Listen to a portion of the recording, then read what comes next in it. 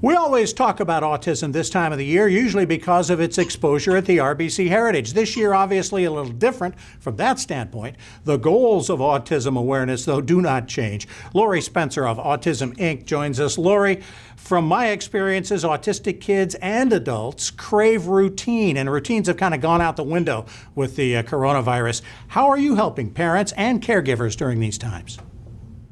Absolutely. It has been a time that parents and families have had to be very flexible. So we've been really supporting families through telehealth and where we can't see all the children face to face, and helping parents set up routines at home just like they would have at school, which is very helpful for families and the children. Yeah. Has that been the most important part of what you've been doing? I think so. That and troubleshooting with a lot of our kids being out of their routine, a lot of behaviors have popped up. A lot of high anxiety has popped up, and so parents struggling to keep everything going. High anxiety for everybody, obviously. Yeah. Why do so many individuals with autism have problems with transitions, and how can we help those folks as well?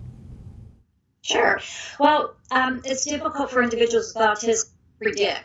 Yeah. And so if we don't understand what's coming next, that can be very stressful. Also, a lot of times they will fixate on certain things or have such a high area of interest that they get stuck. Their brain kind of gets stuck on one thing. So it would be like for anybody else when we're doing our most favorite thing in the world, somebody interrupting us. That's for a lot of our individuals with autism all the time. Okay. How can parents help their children continue with their ABA, speech, or occupational therapy during this? By thinking outside the box and using telehealth services. Also, that can work for all of our kids, our younger ones, or individuals with more severe behavior. So parents are definitely having to be much more involved. So it might be the parent actually interacting with the therapist via telehealth so that they can then carry out the programs. Is that something that may turn out to be, when all is said and done, a positive of this, is that we're learning and becoming more comfortable with telehealth, with talking to people online? I think so, because it gives us just one more way to interact with parents and families.